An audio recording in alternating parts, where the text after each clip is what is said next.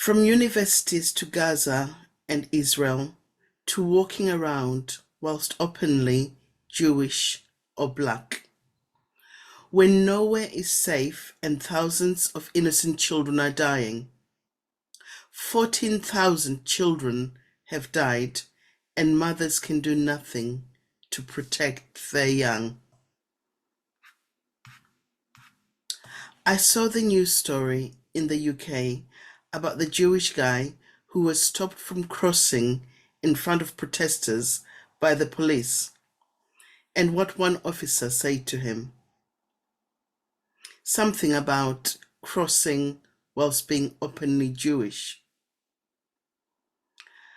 I guess for some of us, there's no place to hide, Mr. Policeman, even if we wanted to. Whether you're black, white, Asian, Jewish, Muslim, or Christian.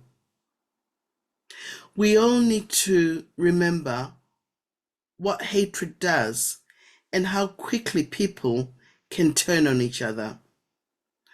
We need to remind people what happens when hatred gets out of hand, and we need to stand up against prejudice and discrimination and hatred wherever we find it. The 6 stages framework shows us what happens when hate is allowed to spiral down the negative axis of the 6 stages framework. We all have a duty to make sure that this does not happen.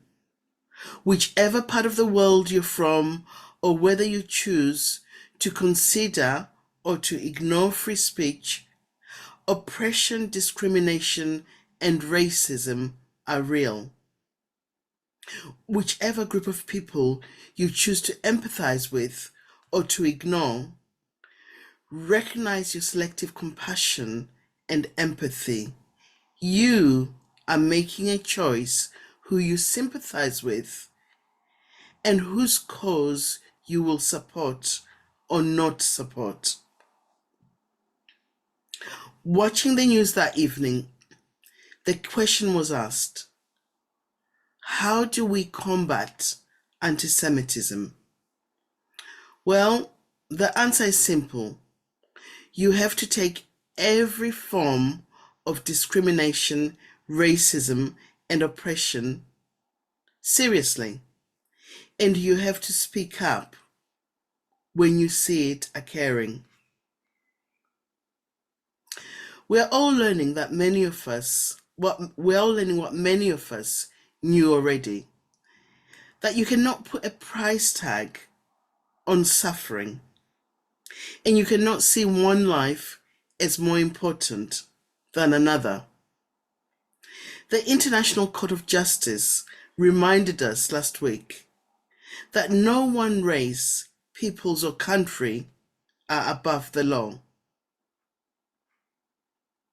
You cannot turn the other way and pretend that it's not happening.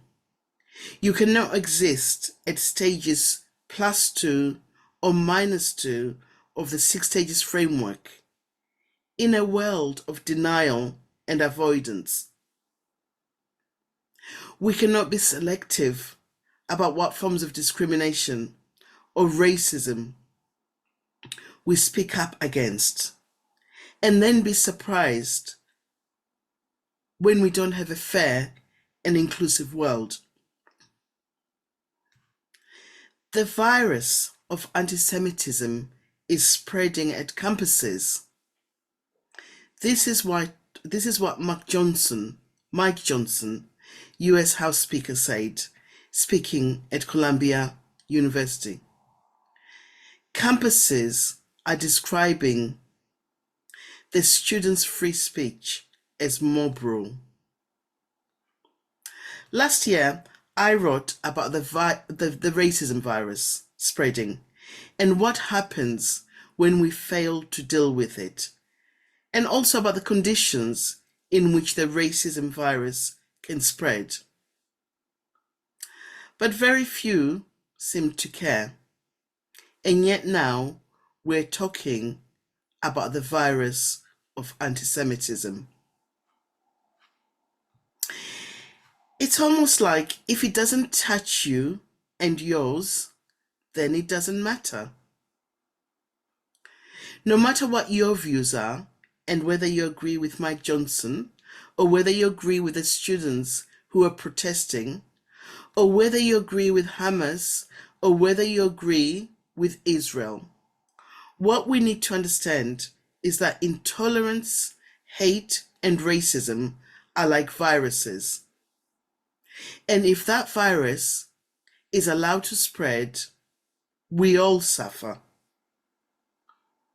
First they came for, and I did not speak up. Then they came for, and then finally they came for me, and there was no one left to speak up. Do you remember that? It's so important that when we're silent, that we understand that when we're silent, when marginalized groups and people from the global majority are facing everyday racism, then we're condoning and complicit in allowing the racism virus to spread and to thrive.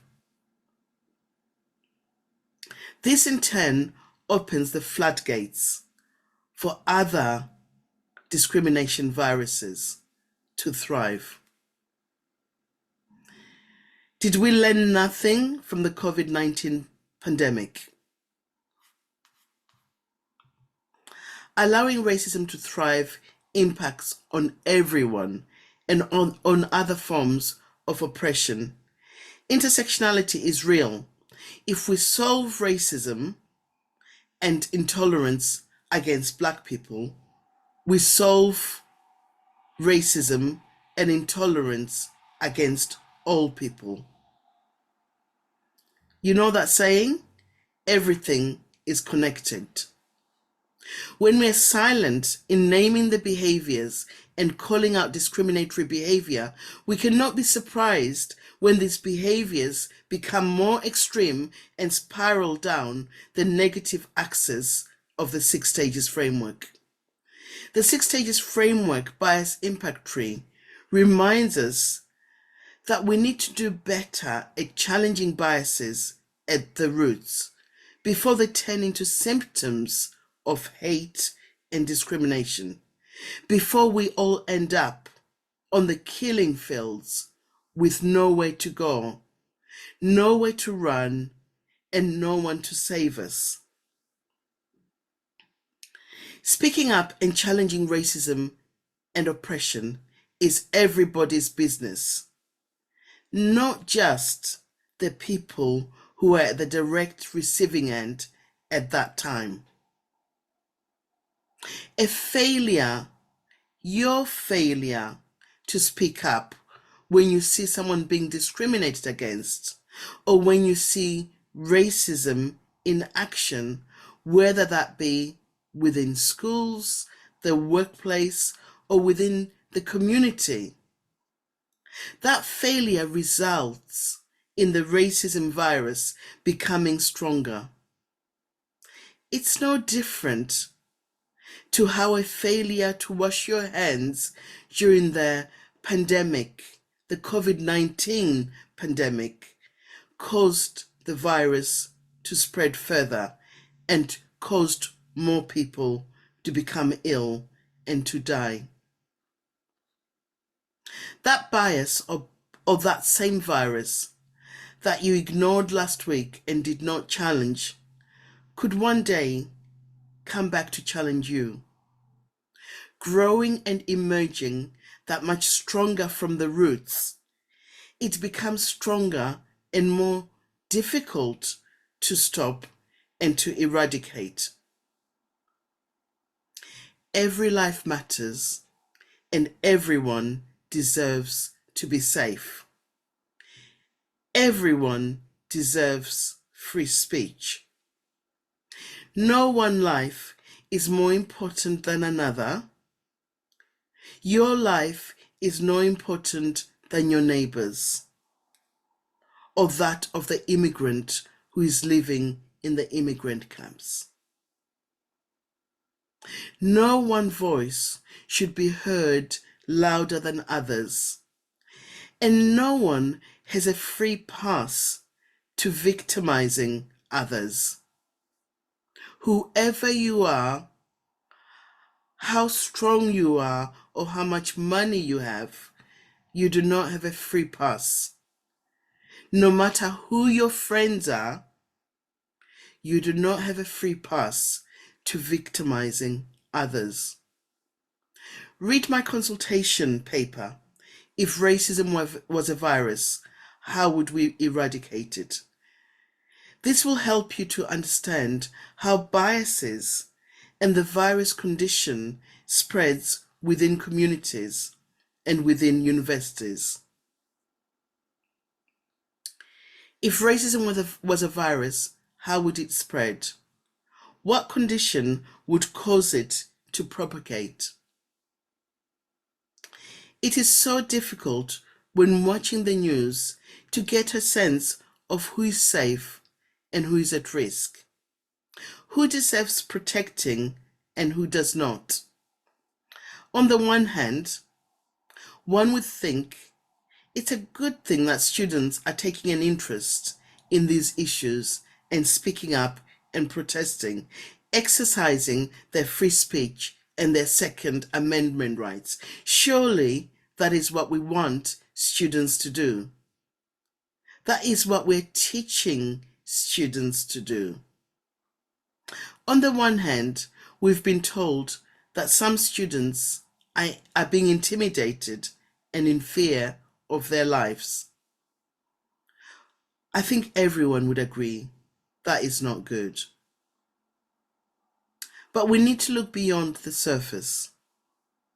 In the meantime, the death toll in Gaza continues to rise, and many around the world remain silent. Are you one of the silent ones? Many around the world continue to suffer, and some are lucky if their plight even hits the news.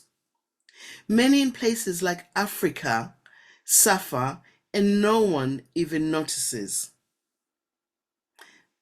I guess you could say they're not newsworthy.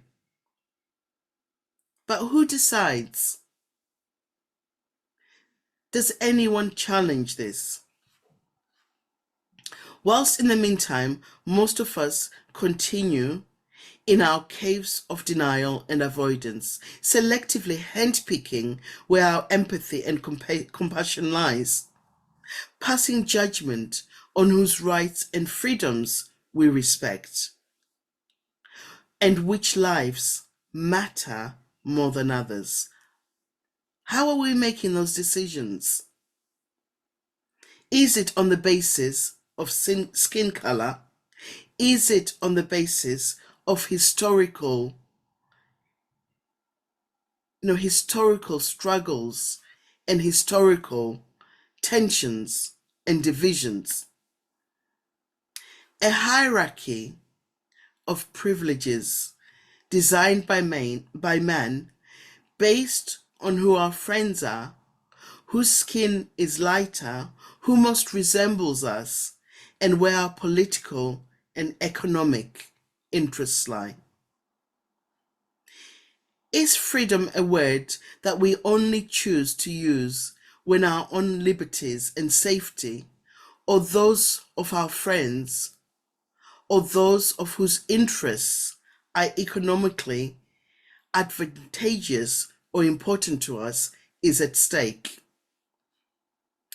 And when it impacts on our friends and not on those who are different from us, then we take an interest. Then we speak up. But what about others? Surely we should be concerned about the freedoms, academic, economic, or otherwise, and the free speech of all humanity. Human to human. If you cut me, I bleed. If I cut you, you bleed. There is no difference. We cannot be selective about human suffering, human rights, or human lives. We cannot choose who we save and who we don't. And if we do, the world will never forget the choices we make. Those children surviving will not stop screaming silently in pain and in trauma, wondering why did you make the choices you made during that time? What will we tell them?